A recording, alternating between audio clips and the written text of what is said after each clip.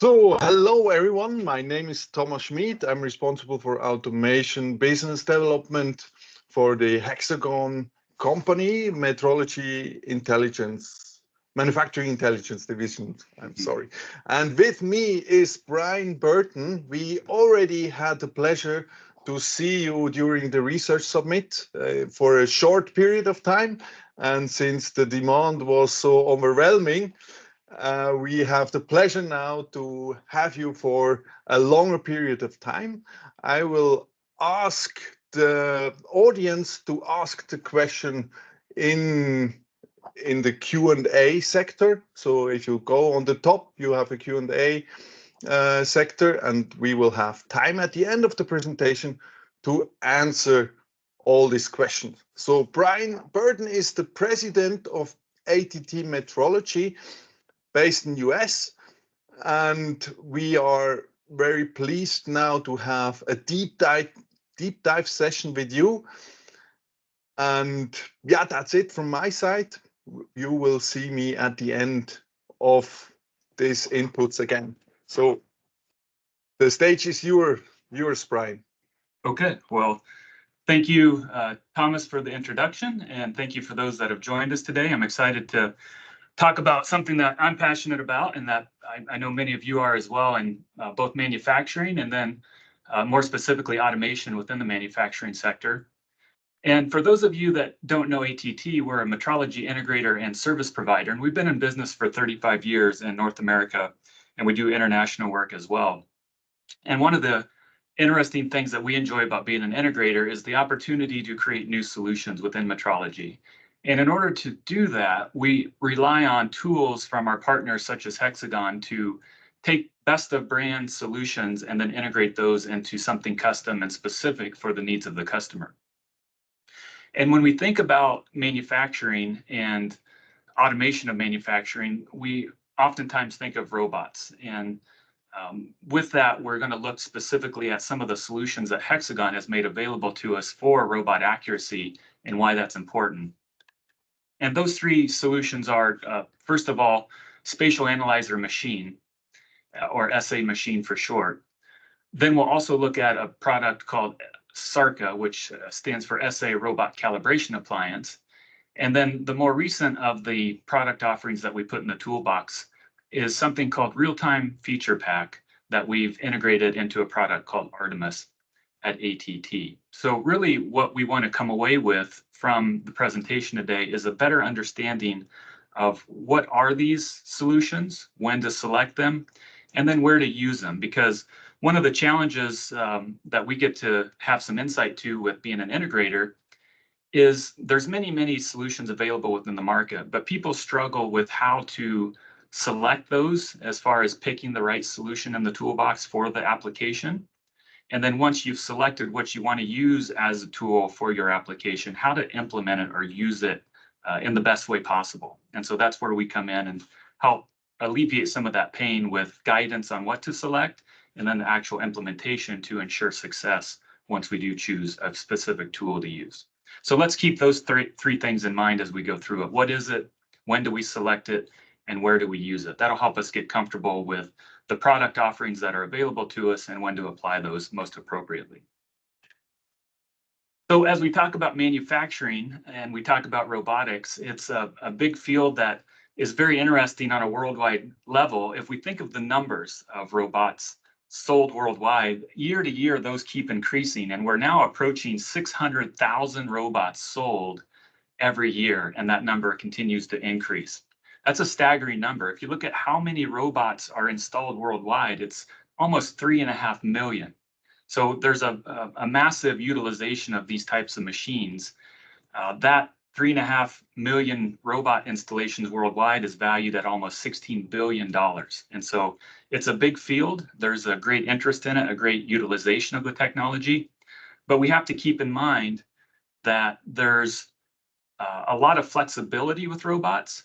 There's a great need to replace very expensive machines with something flexible, and that there's a talent pool for that has ability to do all sorts of things.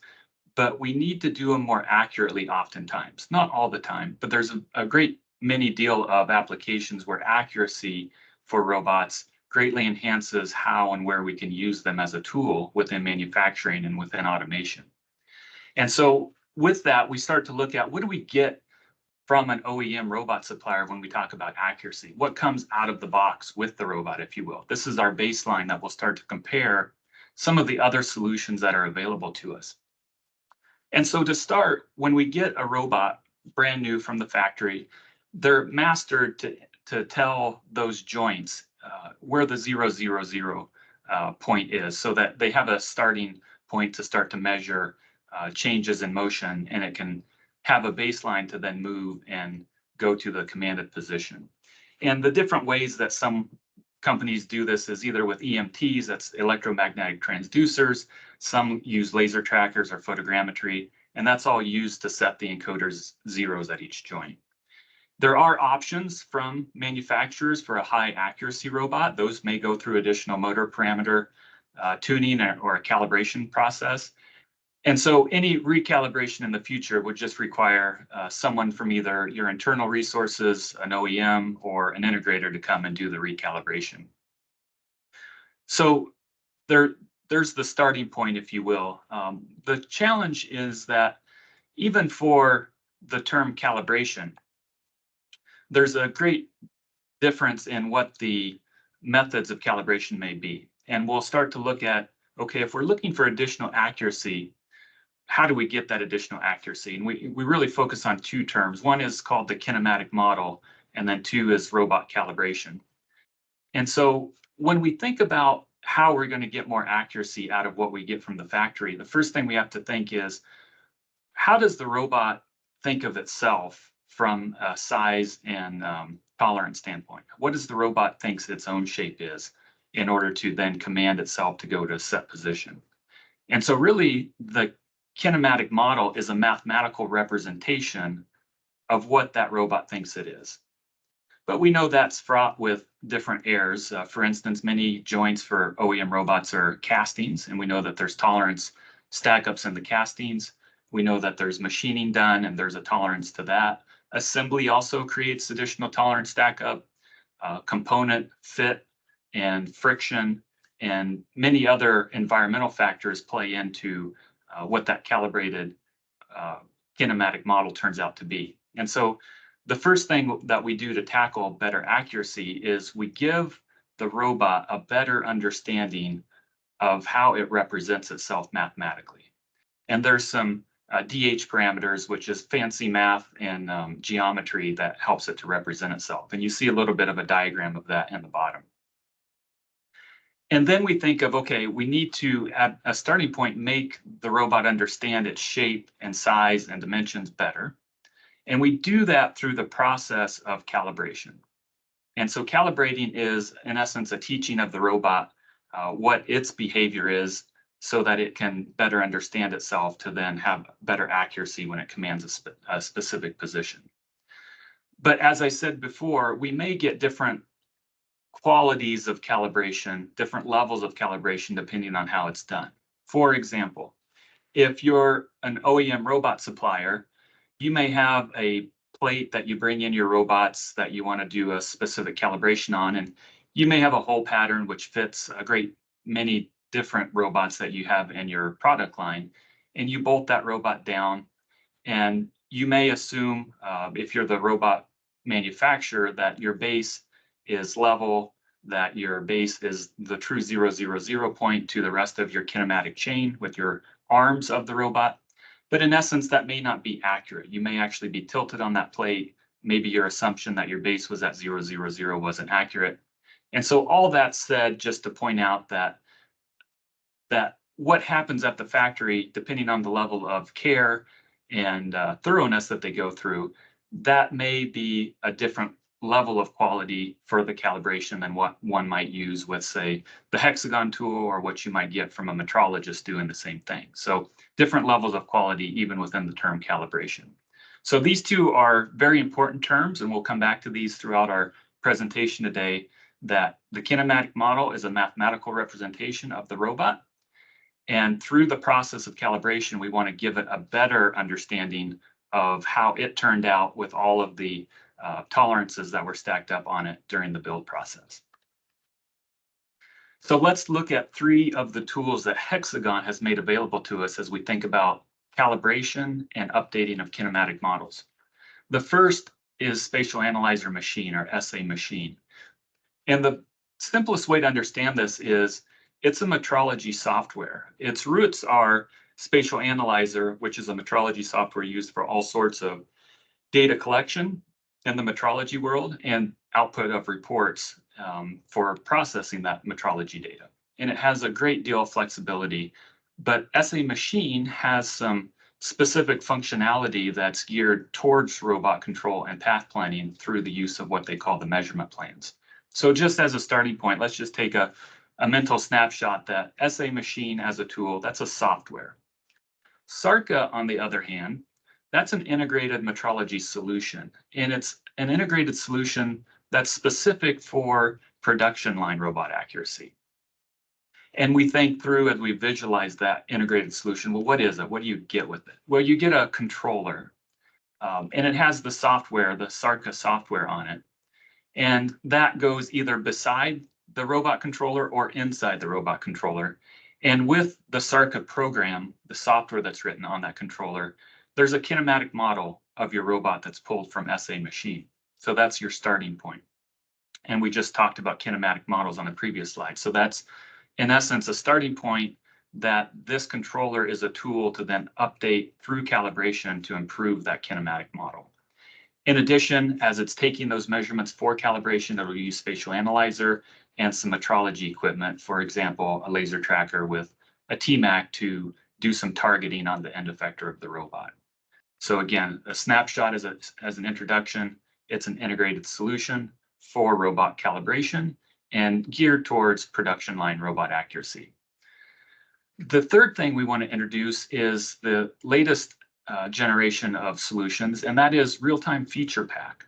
And so we ask ourselves again, what is it? Well, real-time feature pack is a controller that has the capability on the AT930 and the AT960 trackers to give us what is called 7 degree of freedom data output at a very high frequency of 1,000 hertz and with a low latency of 3 milliseconds or less. So let's break that down. What does 7 degree of freedom mean? What does 7 dot mean?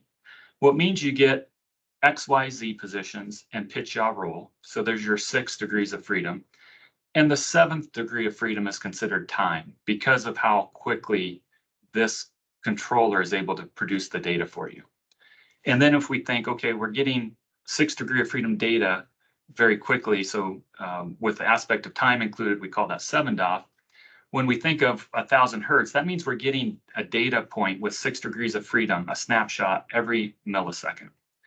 And that means that with a latency of 3 milliseconds, that data is then 3 milliseconds old when we get it every millisecond. And so then we take that functionality because that's just presenting data to us. We have to do something with it.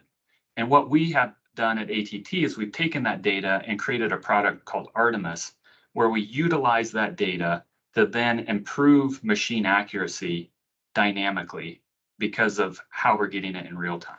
So that's the latest evolution of the products between the 3 at Hexagon. And then to give a little more explanation of the use of real-time feature pack with the Artemis product, the Artemis stands for ATT Real-Time Enhanced Metrology Integrated System. And we ask ourselves again, what is it? Well, it's a global metrology platform of multiple 7 degree of freedom instruments. We take that data and we fuse it together, and then we implement real-time closed loop enhanced machine path control with it. And we'll talk about some of the combinations of instruments that we use to combine the data. But at a starting point, we would utilize the real-time feature pack on an AT960 laser tracker and use the EtherCAT protocol and combine that with IMU data through an Ethernet protocol into a back-off controller, which is a real-time architecture on our custom Artemis controller with our Artemis software. And then we would have ability for the HMI to be directly used by the operators and then use the EtherCAT protocol to then speak to the robot controller. And so there's flexibility in the types of controllers we work on top of, but as a starting point, for the sake of simplicity, we work on top of the OEM robot controller and utilize the safety systems that are contained within those from the factory. And then again, when we talk about the IMU, we introduced the term inertial dimensional metrology, which we've invented at ATT and utilized within dimensional metrology and IMU for combining sensors. And when we talk about what is inertial dimensional metrology, it's any metrology measurement that we perform either solely with an IMU or through the integration of other sensors, such as a laser tracker with an IMU. And there's some benefits that that gives to us within the measurement of the global metrology platform. One of the things it does for us is it allows for breaks in line of sight and precision control through difficult laser tracker or photogrammetry coverage areas. One of the unique features of IMUs is they have extremely accurate rotational data, and they don't require line of sight, and they're not affected by poor angles like you might get with traditional industrial metrology approaches, particularly with operations that may be creating swarf or just angles that through the motion of the machine, you're not able to stay attached to a singular point on that end effector as you track it.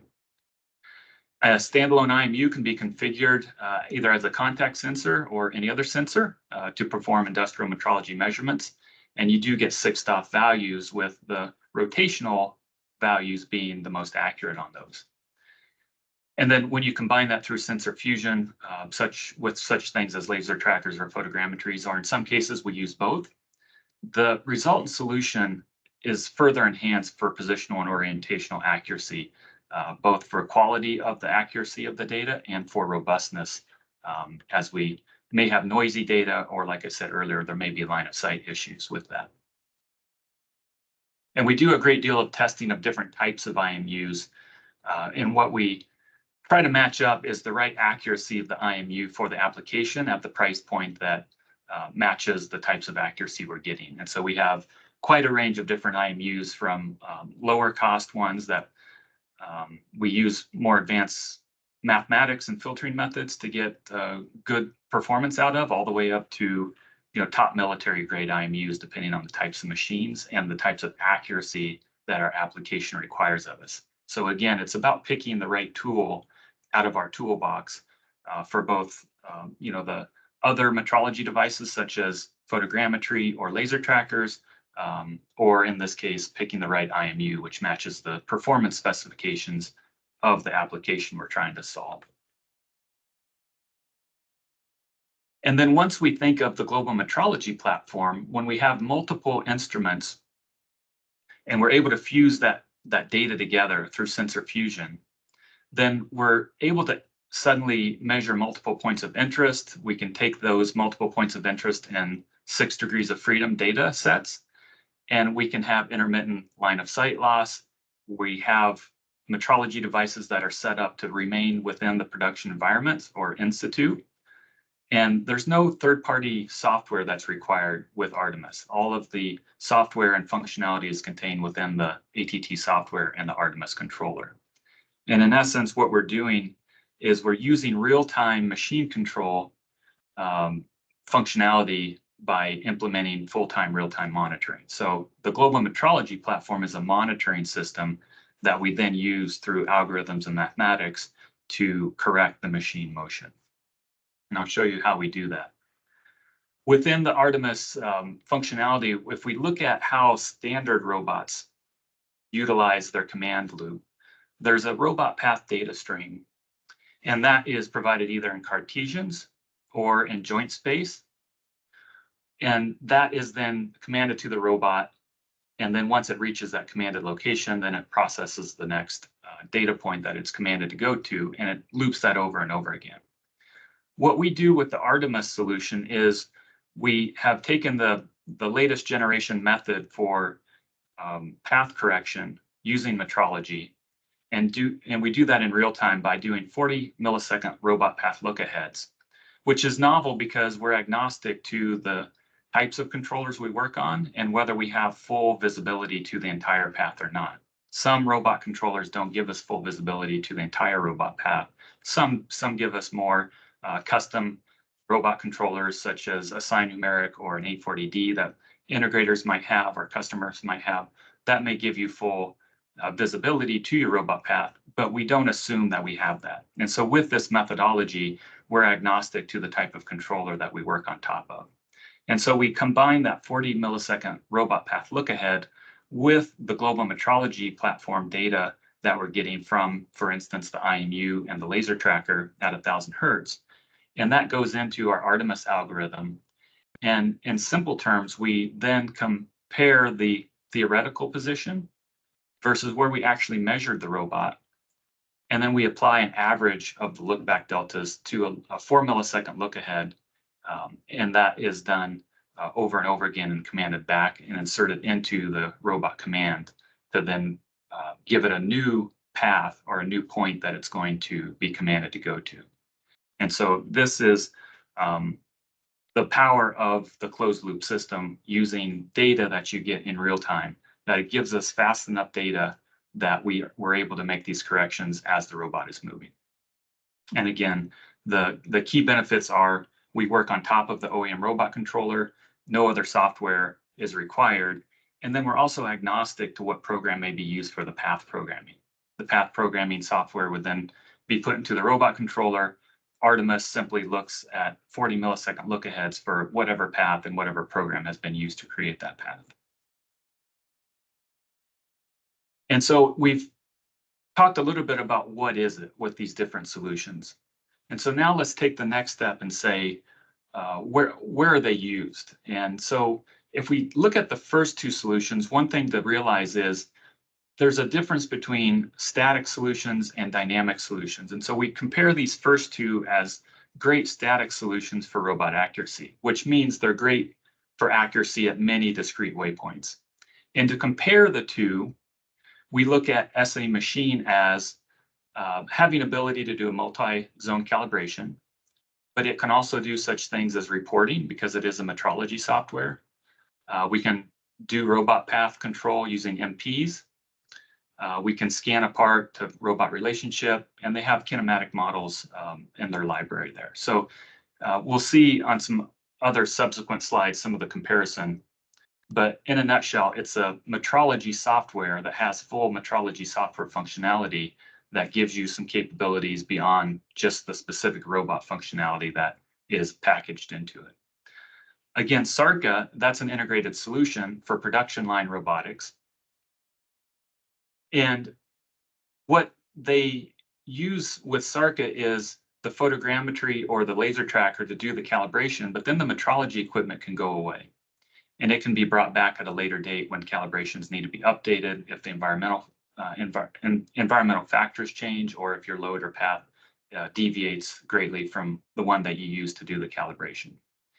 It has ability for multiple kinematic models by zone. And again, that's a production solution for either a single robot within a cell or multiple robots. And so again, both of these are great for accuracy at many discrete waypoints. If we compare the three together in a little more detail to answer the question, where is it best used?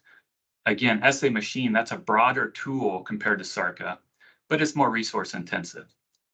And when we say more resource intensive, because it's a full metrology software program, one needs to have an understanding of metrology at a deeper level and specifically some training or familiarity with how to use SA in general.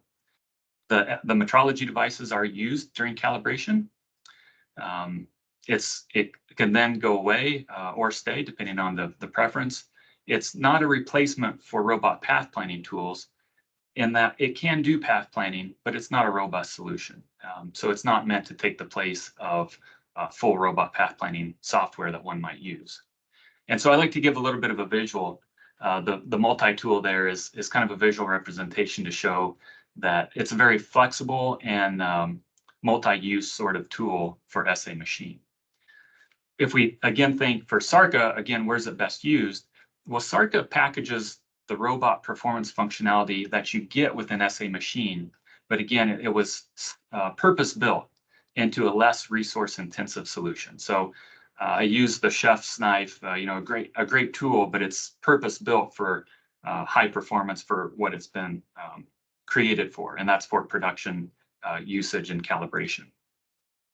And multi-zone calibrations are applied using the native robot programming language and then the SA metrology systems. As I showed earlier, SA is part of the tools that you use when you set up SARCA. And then to compare that to real-time feature pack with the AT930 and 960 with Artemis, that starts to get you into the dynamic path correction with true closed loop real-time machine path correction. And so I showed more of an automated tool there for high speed and high volume, because as you step from SARCA into real-time feature pack with Artemis, now you go from just static solutions into the dynamic solutions world. And then, of course, there's many nuances with applications that we come across as an integrator, and we take into account many different factors when we select the right tool to apply to the application that we're looking to solve for the customers. And then who's it for? That's an important one, as we've answered, what is it? Where is it used? We then want to know, who's it for and when to select it. For SA machine, if you're a person who's a metrologist or someone on your team who's going to be using the tool is a metrologist, really SA machine is for metrology people who want to learn how to calibrate a robot or who want to learn how to develop metrology guided robot solutions. And so it's important to know the end target audience. So we would categorize SA machine as a metrologist tool who use this tool within the scope and applications of robotics, but it's someone who has to have a certain level of knowledge of both metrology and how to use SA. SARCA, on the other hand, that's geared towards the automation users to do production line robot multi-zone calibration, and it's for people who know robots. So there's a distinct difference there. Real-time feature pack, again, is a tool that by itself doesn't solve the whole problem, but it's a tool for integrators who can then use that tool to start to unlock real-time dynamic accuracy potential from a machine or a robot. And so integrators would be the target audience for the RTFP functionality. And then for the Artemis solution, where ATT's taken real-time feature pack and integrated that into an enhanced machine path control solution, the end user for that would be manufacturers who need the robot or machine to have better accuracy. And it is important to point out all of these tools within the Hexagon suite, they leverage the accuracy that one gets out of a laser tracker, which is important to note. Some use it on a more temporary basis, and it can be left there if desired, but not necessary for SA machine and SARCA. And then for the Artemis solution, we leave metrology there full time as a monitoring system with our global metrology platform. And that gives us closed loop feedback for the machine control path improvement. If we think back to the starting point of what do we get out of the box from the robot manufacturer, that gives us the baseline accuracy. And we've typically gotten around 2 millimeters of baseline accuracy out of the box from an OEM robot. And those are the mastering techniques that we talked about early on in the presentation. If I go one step further and the evolution of solutions towards better robot accuracy, the solutions with SA machine and later with SARCA, those give us the ability to optimize that robot kinematic model that we spoke about earlier via the calibration process. So those are great tools that allow one to do a very good calibration, which further enhances the accuracy that one gets out of the robot by updating that kinematic model. And then to take that one step further with the latest generation capability of the tools available to us, we start to step from just static solutions into full closed loop accuracy solutions with real-time feature pack in the Artemis product. So that's kind of a stepping up into different contributors layer by layer that ultimately give us the best accuracy possible on the market today. And with Artemis, we are experiencing 0.004 of an inch or in the metric 0.1 millimeters. And that's right now the only commercially available dynamic robot accuracy solution that's productized and available on the market. And it has the two halves that I shared with you. We use the monitoring system of the global metrology platform, but we don't leave the users there. There are other products on the market that do some level of monitoring, not necessarily in real time, but then there's no second half to that solution, if you will, to actually utilize that data to make the machines more accurate. So that's what we've really productized with Artemis, is the capability to not only monitor, but then to give the end users, the manufacturers, a solution to actually turn that into something meaningful to them in a productized fashion, which is to turn the robots into a more accurate machining center. And so it's the evolution of latest generation that steps us into full closed loop feedback with up to 0.1 millimeters of accuracy dynamically through the entire path. And to take a deeper look, as we talked about manufacturers as the end users for Artemis, there's many different things that go on with robotics that do require greater accuracy. When we start to talk about operations that have a material removal component to them, or a material add component, such as 3D printing, those things are applications which really do need accuracy throughout the entire motion and not just at static stop points. And with Artemis, what we've productized that into is a tested toolkit and not a research and development project. So it's deployed quickly and it has a proven performance to it. The dynamic path obviously is a unique feature of it, and improves accuracy over the full volumetric workspace that robot may move through. And you are monitoring that machine in real time all the time, which means that you now have a validation throughout the machine motion that one could use in your quality validation process. So if you have a monitoring system, in other words, you can always know with a digital record that that machine moved accurately throughout the entire path that you had it move through. And so that's a value to people who need a quality record of what the machine motion was doing as it made the operations on your part. And there's other sensors that we do combine with the Artemis solution. One of those is photogrammetry. And so I want to give a little bit of an understanding of where the market is today. We've done a lot of benchmark testing with photogrammetry systems, and we also have done a lot of working with photogrammetry suppliers on specifications that will bring photogrammetry into the industrial metrology space in a greater way that meets the specifications that we expect out of industrial metrology devices.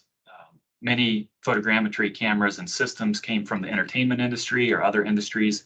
And what we've worked with them towards is, how do we get closer to real-time speed of data from a photogrammetry system and still maintain accuracy or approach the accuracy of a laser tracker with those systems? And in a nutshell, I can tell you that they're evolving quickly. They're getting better over time. But if I look at the state of industrial photogrammetry systems today, they're not quite to the laser tracker level yet, either in speed or in the accuracy that one gets from them. We don't mean that there's no value to them. It's just that we need to pick the right tool for the right application.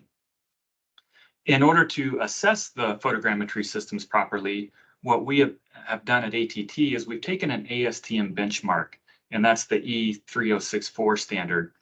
And we've combined that with a TMAC mount as a truth model to compare the photogrammetry system data results that we get with what the laser tracker is telling us as the truth model, to get a real world sense over the entire volume that we may move within under the photogrammetry system, to see how accurate is it throughout that entire volume. Both how accurate is it and how good is the quality of data. Is it noisy data? Is it accurate data? Those sorts of things. And so testing's ongoing. Working and developing systems with photogrammetry suppliers is ongoing. And we have continued interest and optimism for the systems as they get better and better.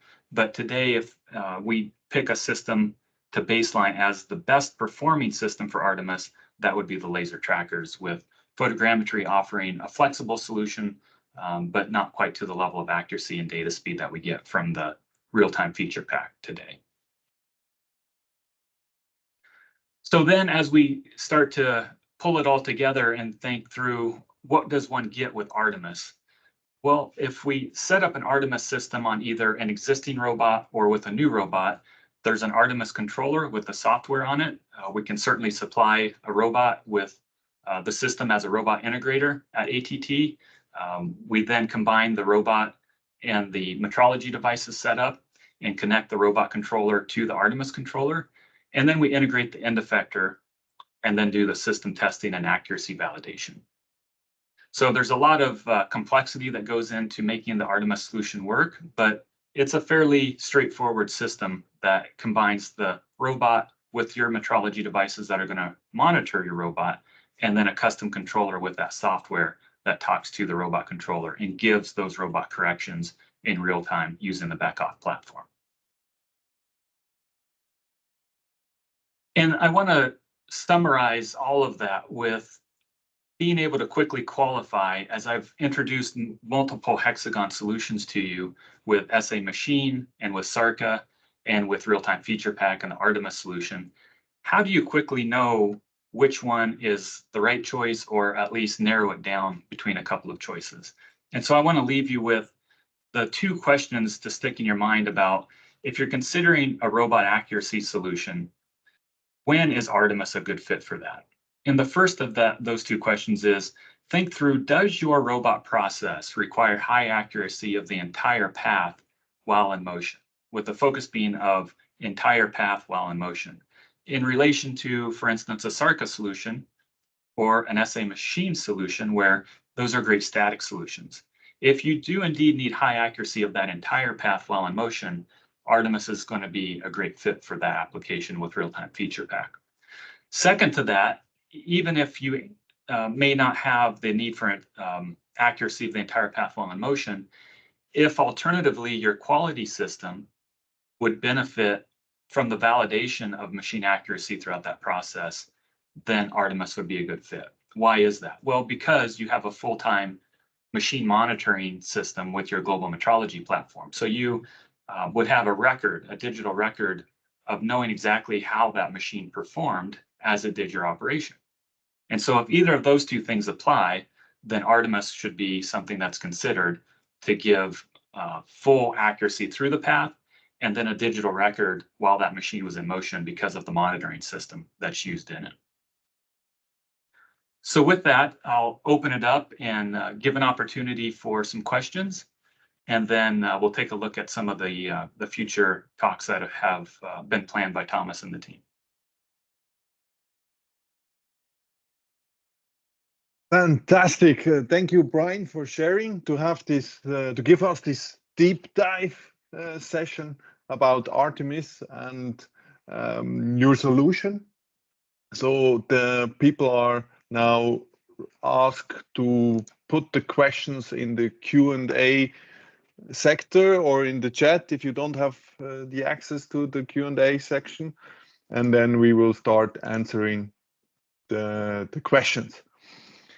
And I have already one question for you, and this is Artemis a good fit for robotic inspection integration with an AS1 or touch probe as a robotic CMM? Yeah, that's a great question. As an integrator, obviously we integrate both metrology solutions and robotic solutions. And what we get asked about a lot of times is implementing a robotic inspection cell. And there's many tools available to us when we talk about inline robotic inspection cells. But one of the things that is often used in our applications is the use of an AS1 with a AT960 tracker or a CMM inspection probe. And so again, we have to look at the right tool for the right application. But the benefit one gets from use of the AS1 is that that laser tracker knows where that end effector is at all times. It knows where the AS1 is at all times. And so we have to ask ourselves, is absolute robot accuracy needed for that? And the answer is, if you're using an AS1, you don't need absolute robot accuracy, because the robot end effector, the AS1 in this case, which is taking your metrology data, is being tracked by the laser tracker at all times. So the answer for the first one with the AS1 is no, you don't need Artemis because of how the AS1 and the 960 work together. The second part of that on the CMM touch probe is it depends. There are CMM touch probes that we utilize with robots that use the power of the TMAC to know where that touch probe is at all times. And the answer to that situation would be no, you don't need absolute accuracy because you are tracking that end effector. However, there are other touch probes where you may not have the laser tracker tracking the end effector at all times. And in those scenarios, you would need absolute accuracy. So depends on, for the CMM situation, what product you use and whether you're using the TMAC with the laser tracker in a compatible product or something different than that. But good question. Thank you, Brian. Then we have a further question here. What do you do if a customer has replaced the OEM robot controller? Yeah, another good question. We have situations for working on top of a robot controller, as I mentioned in the architecture, but we also have the flexibility to work on a custom controller. The brains of the system, the Artemis algorithms, are the same. The difference is we simply have to connect the injection of the robot path correction back into that language or that architecture of whatever controller is being used. So the solution is agnostic to what controller is being used. It's just there's a different language, if you will, or a different dialect, that if you're using a Siemens controller versus a KUKA controller, the solution is applicable all the same using our Beckhoff processor, but we just have to change the touch points, if you will, to connect and communicate. So it's a flexible solution that is applicable to a great many different types of controllers. Fantastic, thank you. And now the next question is, if photogrammetry isn't quite the performance at the performance level of a laser tracker, is there still a place for it with Artemis today? Yes, we have, again, different applications with different needs, but the benefit you get with photogrammetry in general is you can see a great many things in the field of view all at once. So you could see an ERS system in the surrounding area, you could see your part, you could see the robot. And so there's a great benefit to that. Even if the accuracy and the speed aren't quite to the level of a laser tracker today, there are applications where we find it's the right tool within the toolbox, and we have integrated it. There are applications where we've actually combined everything. We've combined the laser trackers with photogrammetry and with an IMU. And we do that based on what are the specifics of the application and what are the tolerance requirements. And so as the integrator, we look at all of those factors to make a decision on which sensors we pull into the global metrology platform. But it's not to discount that photogrammetry isn't used or can't be used. It's all about matching the right tool for the job and understanding the limitation of every tool we pull out of the toolbox. Then we have an additional question. So he thanks for the great presentation, and then he would like to know if it also would work with an Ettalon laser tracer instead of a laser tracker. So measuring not the orientation, only the distances. I will say I don't have full knowledge of every tool on the market, but let me speak generically. We can use any metrology device that we can get a 6-stop data feed out of, and get that 6-stop data feed at a speed that allows us to make a correction in the speed that we need to make the correction.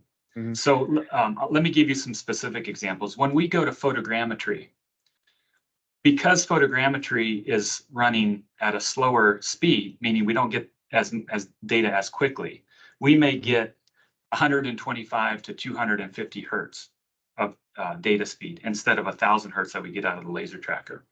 What does that mean to us? Well, it means that there's still benefit to photogrammetry, but we have to run slower. We have to run the machine slower. So there's trade-offs that we get some things that are better and some things that are worse, but it's about picking the right tool for the application. So to speak generically, any metrology device where I can get a 6-stop data feed at a speed that gives me the ability to run as fast as I need to run, that's an option to use within the global metrology platform. It just may mean that you have to slow down the machine a little bit if you're not running with a fast enough data feed from your metrology device. Yeah.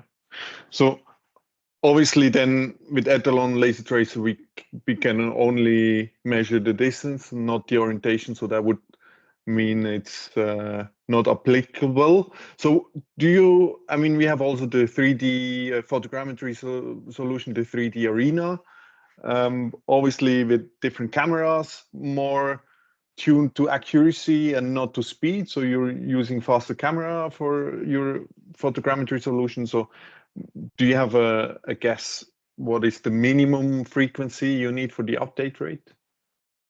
That answer is dependent upon your machine speed. So we may, with photogrammetry, run 2 inches per second on machine speed instead of with laser tracker 6 inches per second for machine speed. So it's all dependent upon how fast you're going to run that machine, as far as how fast the metrology device needs to go. I can give you one other data point. Again, as an integrator, we pull the right tool for the right job. If you have a metrology device where you only get 3 degrees of freedom, if you get XYZ and you don't have the benefit of a TMAC, then that's where the capability of the IMU comes in, because the IMU will give you very precise rotational data. So if you had a device on the metrology side which gave you XYZ sufficiently accurate and sufficiently fast, then we could supplement that with the IMU for the pitch yaw and roll, and then suddenly we have a 6-stop data stream. And in fact, we've done exactly that. So think through certain applications and some that we've integrated where you don't have a nice 4-sided box on your end effector to put a TMAC on every side of it for line of sight, right? Or you have such a large end effector that you don't really have room to put a TMAC. So in that case, we can use a Hexagon laser tracker and get a 3-DOF feed, but then we would supplement the pitch yaw and roll by mounting the IMU and combine those two for a full 6-stop data feed. And we'll have the ability to do different targeting on the end effector with SMRs at many different locations on that end effector, depending upon the orientation of the head of that machine. And so again, we have a lot of flexibility with all the tools in our toolbox to come up with different combinations of solutions. And it really depends on size and complexity of your end effector, line of sight, machine speed, what's the accuracy. So we take all of these factors into consideration when we come up with a solution for our customers. So there was a question about what the RTFP was again. So that's the real-time feature pack, which is an add-on to the controller who gets directly the quaternions, so the orientation and the position of the TMAC. And then the question was, robot baseline was 2 millimeter accuracy. Artemis was about 0.004 inch. What was the accuracy of the static position using SARCA or SA machine? And is the repeatability within accuracy range of using Artemis? It's approaching. I didn't create the SARCA product or the SA machine product, so I won't speak in specific numbers, but you can get a very good accuracy from calibration. What I'll say about calibration using SA machine and SARCA is the more time you spend with your calibration, the diligence and the patience you have to sit there and put more data points in to a specific zone, that will give you a better answer. So in essence, the more time you're willing to invest in your calibration, the better accuracy you're going to get out of your calibration. And the calibration can be quite good. But what we're doing differently with Artemis is we're layering on top of a good calibration the closed loop feedback to make accuracy even better. And so that's really the difference, is a static solution versus a dynamic solution of, do you just need accuracy at specific stop points, or do you need true accuracy guaranteed throughout that entire path with a machine monitoring system?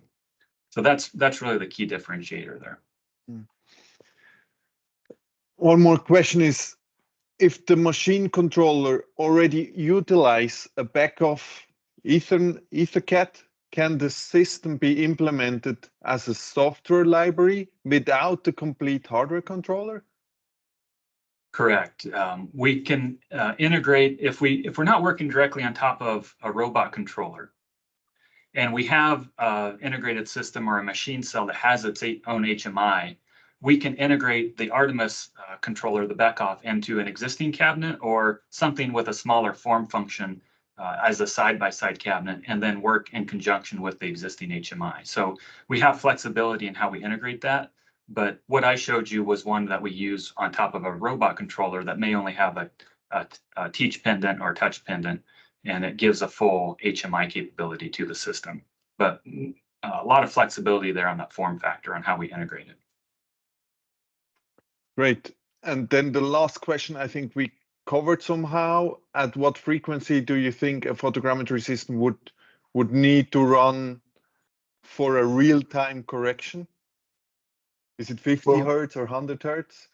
Right now we're getting 125 to 250.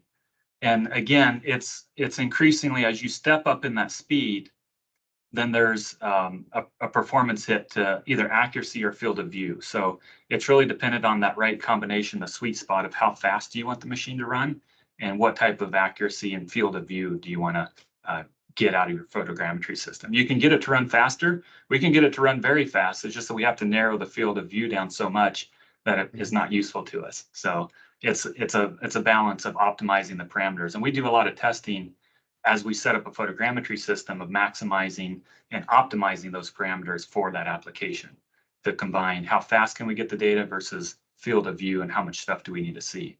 So it's really a little bit of setup and testing as we set those systems up. Great. That's all the questions I have in the Q&A. Maybe I check the chat. Sometimes some people are putting, yeah. There's one last question in the chat. Have you tested robot deflection compensation for skidding or the variety forces application vector when drilling, rounding, and machining? If so, how does the system handle a potential nature frequency feedback loop?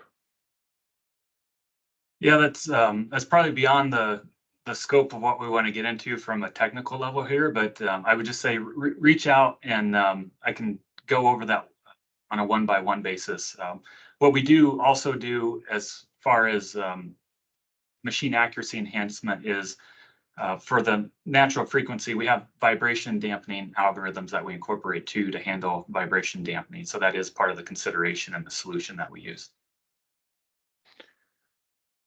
Great. I think that was the last question. You mentioned people are invited to write you directly. I think I shared your contact also with the LinkedIn event. The LinkedIn event switched to MS Teams, kind of not went so smoothly today. That's why some people were delayed today. I would say that's a technical issue which can be solved by the QR code you see here. So we have a series. So we started in October with the Hexagon Automation Research Summit, where with the motivation to connect our research partners. We have a list of 100 partners we are working with. So you see the first interaction of those partners, I think 20 of those for the first time. We started then to have deep dive session like this one. So thanks on this point again to you, Brian. I think that was a lot of value adding today. We had a previous session 2 weeks ago with Unai Mutilba from Techniker in Spain, how to calibrate CNC machines with laser tracker. So on this platform, on my sales content, we have a sales room, and we have all the equipment or all the documentation there, and also your presentation, Brian, will be uploaded there. and people can watch the recording again and then reach out to you. We continue with this series. 28th of February, we have a gentleman, Simon Fackler from Airbus. He will share with us another photogrammetry solution about, as you said, a bigger volume and then multiple points inspection at the same time. That was an interesting case study we had there. And also more upcoming webinars you will see then also on our website. And then of course, if you track our activities there, you will have an invitation also for the future event. And also on the previous seismic sales room, you will see also the registration links of the future events. I think 5 or 6 more are planned, and we would be very happy to see you again. And with that saying, I would like to give you, Brian, the last word of the session, and then we close it for today. Okay, well, again, I just want to end by thanking everyone for taking the time to participate with us today. It's great having you. And thank you to Thomas for setting this up. Greatly appreciated, and always enjoy being able to talk about manufacturing and process automation. So thank you. Thank you so much, and goodbye. See you next time. Thank you.